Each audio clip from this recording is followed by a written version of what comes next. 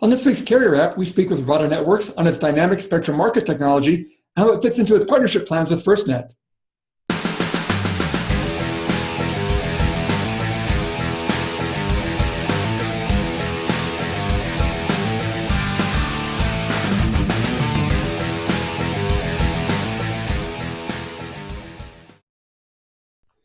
Well, thanks for joining us in this week's Carrier App. I'm your host, Dan Meyer, Editor-in-Chief here at RCR Wireless News. And this week we are joined by Declan Ganley, who's the Executive Chairman, Co-CEO, and Founder of Rivada Networks, to talk a bit about the company and its work with the FirstNet program. So, hey, Declan, thanks for joining us this week. We appreciate it.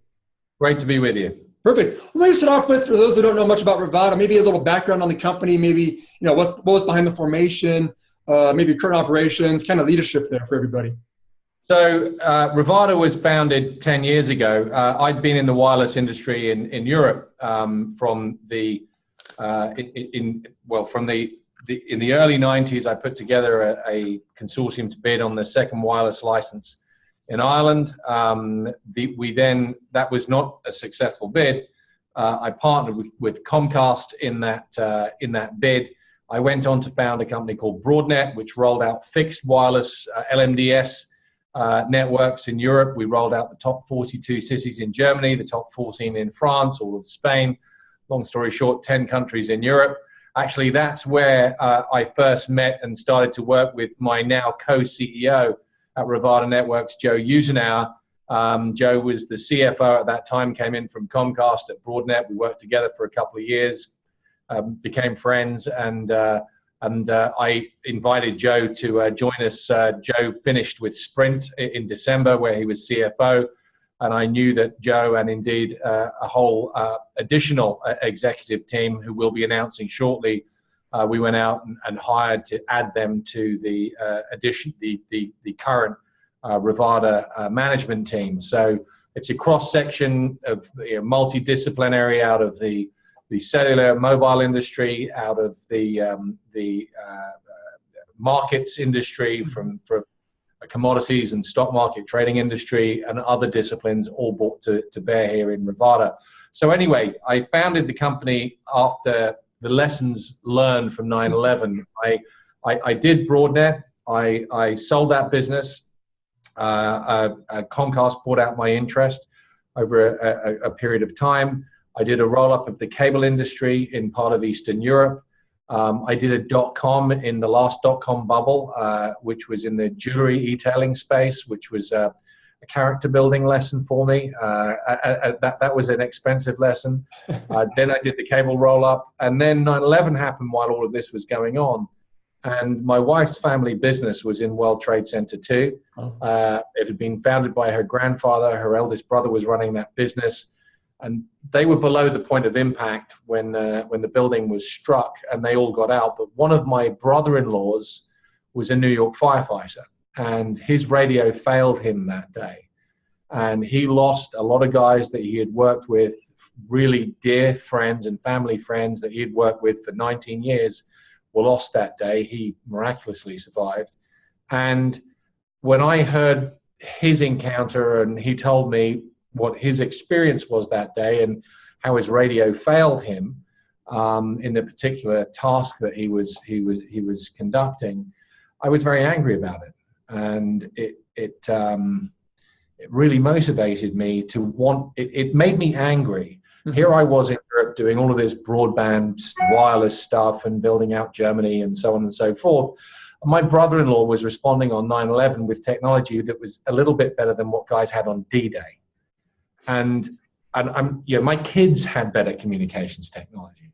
And so I thought, how can we put the power of broadband and mobility into the hands of first responders like my brother-in-law and his colleagues? And so it took us a long time, and we kicked the tires, and we were very careful about this, to look at and talk to multiple agencies. We ended up getting a contract with NORAD US Northern Command to write their concept of operations and concept of execution for deployable and more emergency broadband communications. And the first deployment we did was in support of the federal elements that went in to support the recovery effort for Hurricane Katrina and then Hurricane Rita. It was a very successful deployment for us. Was awarded the Louisiana Distinguished Civilian Service Medal from the Adjutant General of the Louisiana National Guard. Our actions were credited with saving lives. I was very proud of the team that we deployed, many of whom are still with us today at Rivada Networks for Hurricane Katrina and Rita, and then many other natural disasters afterwards in the US and incidences here in the US. And we focused very quickly on listening to what public safety's needs were. We invented a technology that we call ruthless preemption, which is a system of ultra prioritization on cellular networks and LTE networks, and then realized very quickly, very early on, that we would be able to affect delivery of bandwidth on a sub-priority access basis on any network, or indeed on any level of priority, on a geographically specific, time-specific, and volume-specific basis. So, I'll flick back to this board here like this. You can see it. What we wanted to do was define a unit of bandwidth and sort of box it up so that you've got time, volume of bandwidth, and the geographic, what street corner that's on, and where that particular piece of bandwidth is geographically located. When you can do that and you can affect delivery, and that delivery of that bandwidth has taken place of that volume of bandwidth in that specific location, in that specific window of time, say for 10 minutes in this location, as the barrel is to oil, that unit becomes to bandwidth. That is commoditization. And when you can affect delivery and you can repeat it at high volume, and the marketplace knows that what they buy and trade is going to be there when you say it will be there, in the volume and quality that you say it will be in, you can turn it into a commodity. You can trade it. You can have a long market. You can have a short market. You can have derivatives. And the macroeconomic effect of that on bandwidth in turning it into a commodity like oil or gas or now electricity or grain or soybeans or pork bellies is dramatic.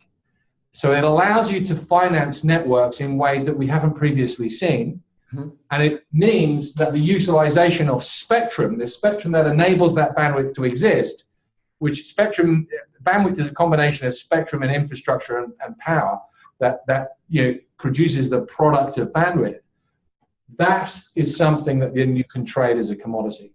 And then what we have done is build a trading platform that it's very similar to electricity trading. So electricity trading is very well established, and it's been up and running now for 20 years. And they're very sophisticated markets, huge volumes, trillions of dollars traded over that period of time in the electricity markets. Mm-hmm. Electricity is actually harder to affect delivery on in a commoditized market than bandwidth. Because if electricity is if there's a socket there beside you, and there's power in that socket right now when it's not supposed to be there because you don't need it, that thing will melt and burn your building down. Okay, this is much easier to get right, electricity, and really bad things don't necessarily happen if you don't quite get it right.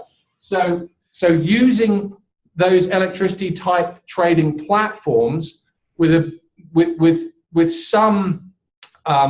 some smart source that goes with it as well, and the IP for which we've developed, you can trade bandwidth as a commodity because you can affect delivery.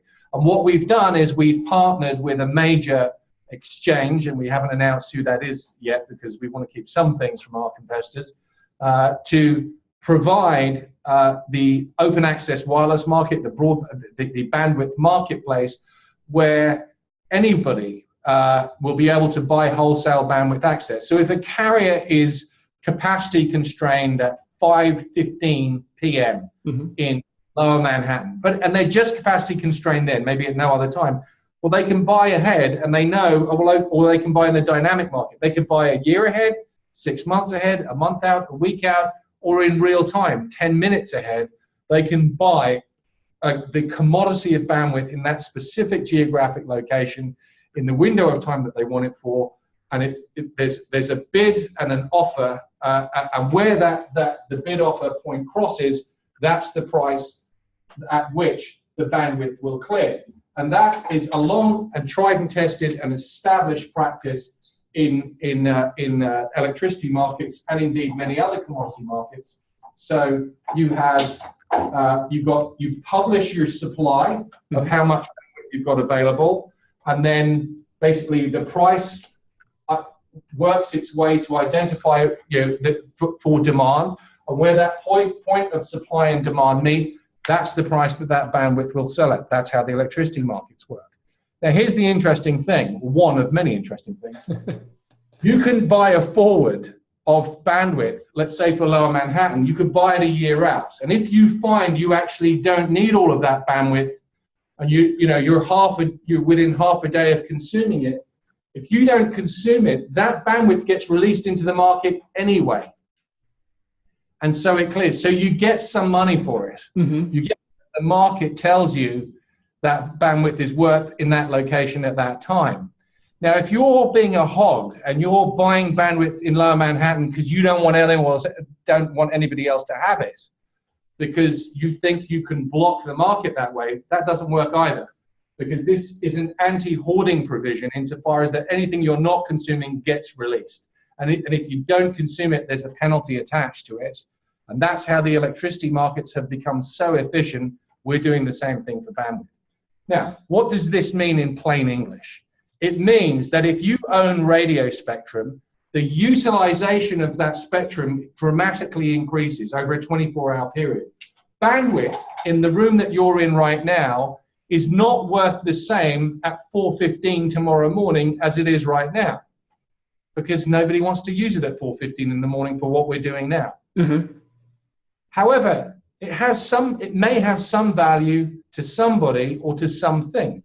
So maybe there's a Coca-Cola vending machine in the next room to you, and at 4:15 in the morning, the Coca-Cola vending machine can put it in its order for 22 more Diet Cokes, because that's how many it sold today, so that the delivery can be planned efficiently to deliver those Diet Cokes. It doesn't need to do that, pass that information on right now.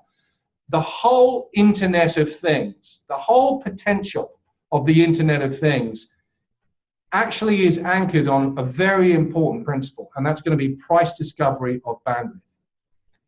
Because bandwidth can be priced at dramatically different levels depending on where in the 24-hour cycle it sits and what day it is and so on and so forth. There's a dynamic market for it and demand for it. There's a medium-term market, there's a long-term market. I'll tell you what this is going to do. This is going to disrupt, and in a very positive way, it's going to dramatically change the nature of the wireless industry. So in the way that Uber is changing transportation, and I think it's just scratching the surface there, this is going to have a much bigger effect on wireless. Spectrum is too valuable to have it sitting there doing nothing. Mm-hmm. You can't possibly be good at everything from owning spectrum to delivering the most, detailed customer-oriented service. The idea that you have to own everything from spectrum to the end retail relationship with the customer, I think, is a flawed model. It also ties up a ton of money that people who have customer-facing retail businesses don't need to have tied up in an asset like spectrum. Mm-hmm. I mean, if you're in the business of making cupcakes, you don't think you have to go and buy a farm, right? It's the same logic. Yes. And that's going to become clear over time.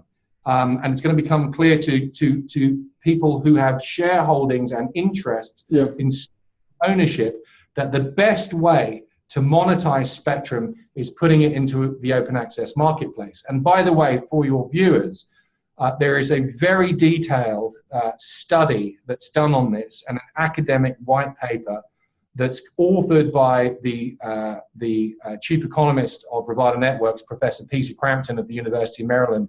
Now, some of your viewers will know Peter is one of the most highly regarded spectrum auction experts in the world. And Professor Linda Doyle from Trinity College Dublin is also a co-author of that. Linda's absolutely brilliant. And then, indeed now, I think it's the head of the competition section of Ofcom in the UK is also now a contributing author to that document, and it does undergo updates. The most recent one was, I think, in April. And it's on the open access wireless market. It gives a very detailed description of all of the guiding principles and how this works. and it's at www.openaccesswireless.com. It's openaccesswireless.com. Takes you straight to that white paper, which really describes in detail the whole open access market model. Regulators are now looking at this very seriously all over the world, and many of them, or some of them, are adopting this. Mexico is a very interesting case in point. Mexico has passed legislation and written into their constitution the introduction of the world's first absolutely dedicated wholesale mobile broadband network. And what they decided to do is allocate the full 90 megahertz of the 700 megahertz band in Mexico, so pretty much all of it. They are going to license to a wholesale operator that is not allowed to be in retail, that can only be a wholesale operator, to run a competitive wholesale market. What Rivada is bringing to Mexico in this case is the open access marketplace. We're bidding with many of the same team members on our team that we announced in San Diego a couple of weeks ago. So you've got Fujitsu and Nokia and so on and so forth. That team, many of the same team members coming to Mexico, bringing the marketplace as well. So on the exchange, you will have the US commoditized bandwidth, Mexican commoditized bandwidth, Canada we hope to move into when the 20 megahertz in Canada opens up for an RFP along the lines I expect of something like FirstNet is doing. So we're very excited about where this is going, and I can't reveal right now, but we know that there are other real estate owners of radio spectrum who are looking at the open access wireless market and seeing that this is the best way to get value. I mean, I'll give you your viewers some sort of secret, a little bit of an inside view here. It's very interesting when you run very detailed financial models on this. My personal view is that at absolute minimum, spectrum is worth 40% more than the highest prices paid. Now, that includes the governments that hold it. So if you're a government, you need to think about really emulating either FirstNet or Red Compartida in Mexico and allowing your spectrum to be commoditized in this wholesale method and approach. If you are lucky enough to be an owner of spectrum real estate already, and you already have a franchise over a block of spectrum, you're in a very good position, because you're going to be able to monetize this spectrum that you don't need for your particular business model, put it in the open access marketplace. A carrier's natural fear is that their retail side are going to be saying, look, and this is why wholesale has suffered so much in carriers, is, well, you're empowering our competition. Yes and no, okay? Especially with the Internet of Things, the Internet of Things is not going to be brought to us by 3 companies or 5 companies or 10 companies. It's going to be brought to us by thousands of businesses. Some of them brand new, some of them in industries that don't even exist yet. Some of them established names. Some of them are going to be little mom and pop shops. But there's going to be a whole ecosystem around the Internet of Things that's going to be empowered and enabled because price discovery has been enabled on bandwidth, and that's what the open access marketplace does. Now, where does public safety come into? What's connection to the whole FirstNet proposal as well for you guys? Yeah. Right. So with the FirstNet proposal, what we are proposing to do, and if people want to visit the Rivada website at rivada.com, there's some videos that explain this. But you roll out the public safety network with ultra priority access, ruthless preemption for public safety to the radio resource on any given eNode B on that network anywhere. But anytime that public safety are not using that resource, then it's available on a sub-priority basis for wholesale buyers to use that bandwidth for whatever purpose they may need it for, and that bandwidth being made available in the open access marketplace. So you'll have traditional buyers that will come in and buy a long contract. So you can buy jet fuel 3 years forward if you want, right? So you can do the same thing in the open access wireless marketplace, or you can buy it, 15 minutes before you need it. And that option is also going to be there as well. So what public safety get in turn is they get a massive investment into infrastructure that otherwise wouldn't be economically justifiable. It's economically justifiable because you get to put all of that secondary use onto that network. The wholesale buyers are what financially sustains the public safety network and what enables it to have cutting edge technology. So instead of being like my brother-in-law back in 9/11 with something that was glorified late 1940s technology, now they're going to be, instead of watching their 12-year-old kids to see what's the next generation of mobility going to look like, they'll have it.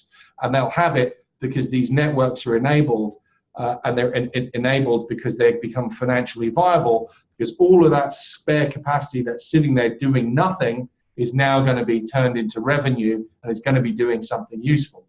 However, public safety's use of that network is going to feel to them like there's no one else on it, because they key up and in milliseconds they ruthlessly preempt the traffic on any given eNode B in that network, and the sub-priority customers are moved off to adjacent cells when that cell goes into alarm status, and if they're also going into an alarm status, they get sent back to their home network, if there is a home network, if they have one. If they haven't, they get dropped, and they get dropped on a system of prioritization.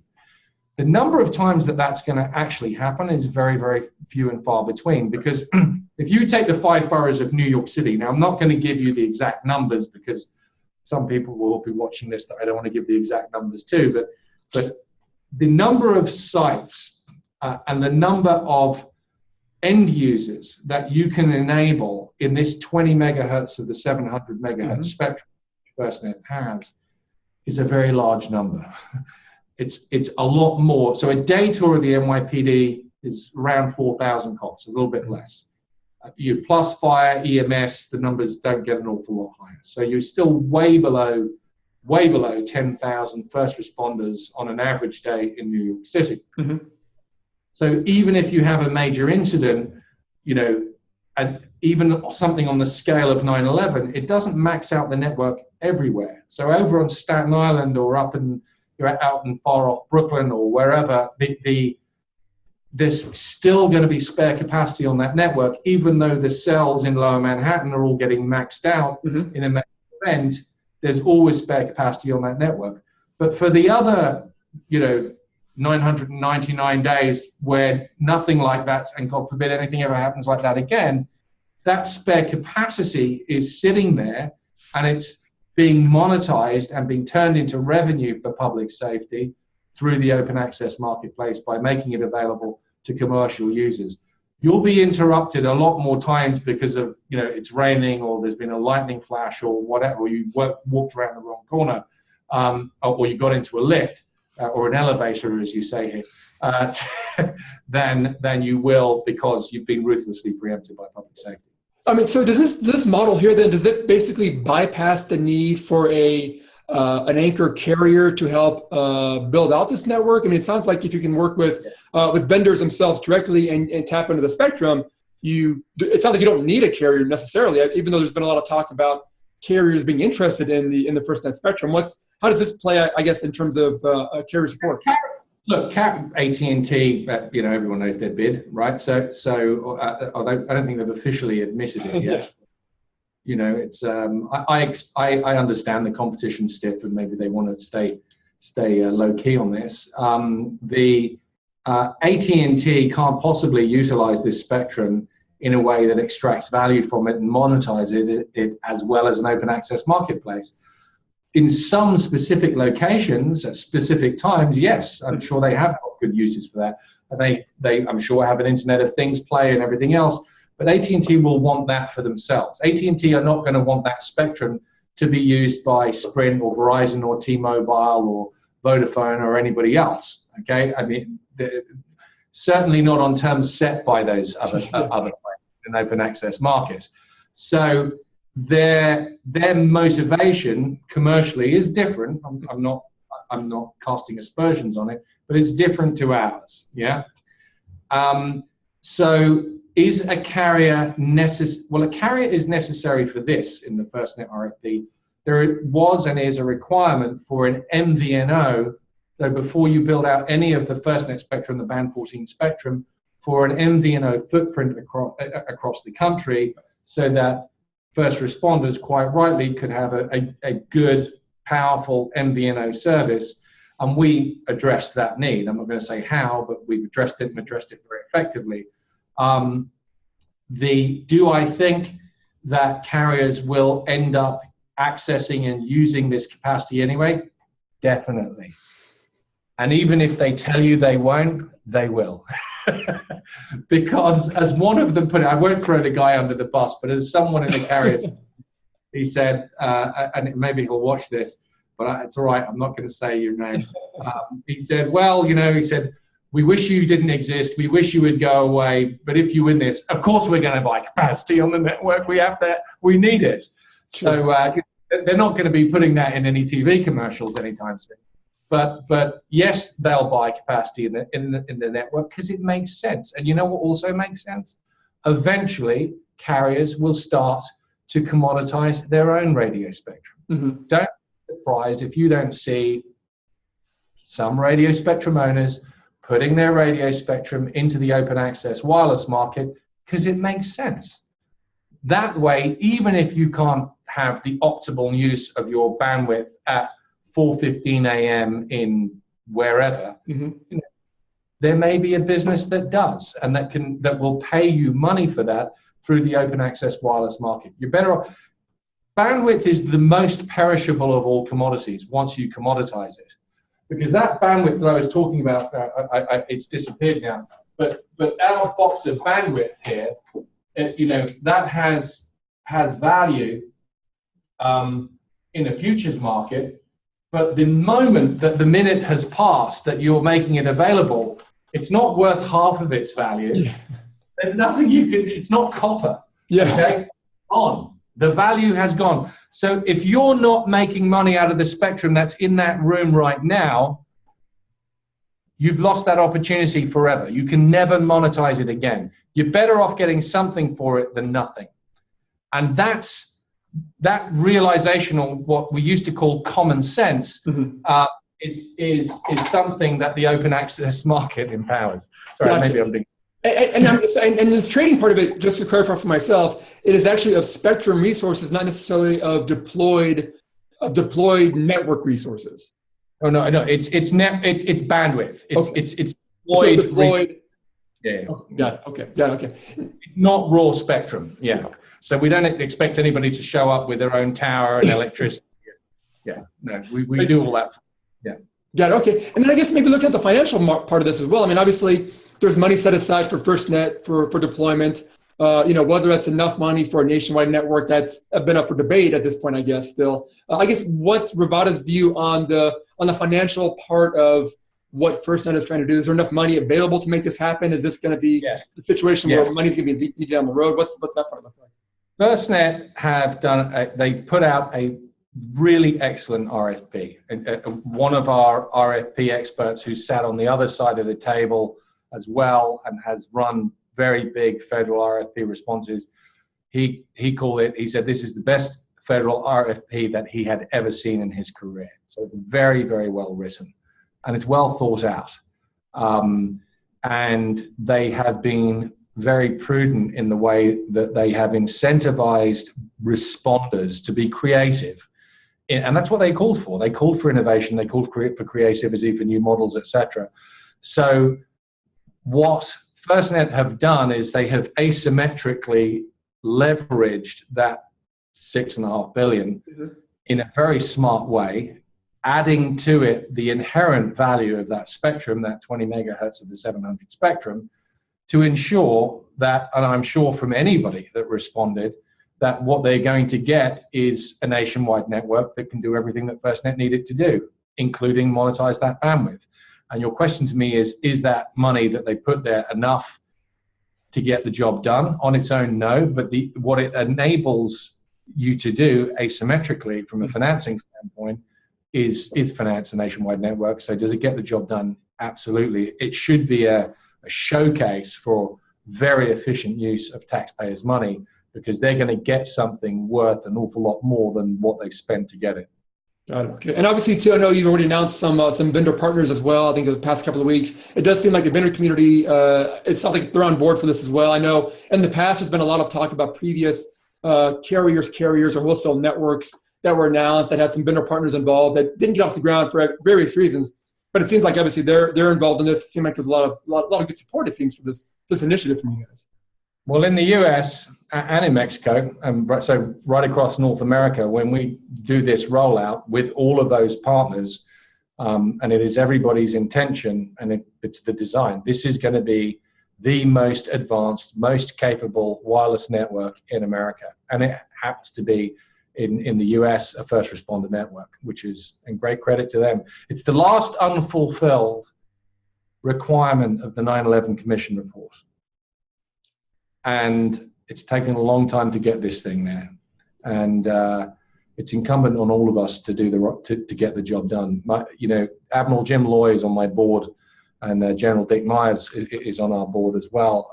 And Jim was the head of the US Coast Guard and then Deputy Secretary for Homeland Security. He stood up the TSA. He's the guy that you can blame for taking your shoes off in the airport line. I blame him all the time for it. General Myers was chairman of the Joint Chiefs.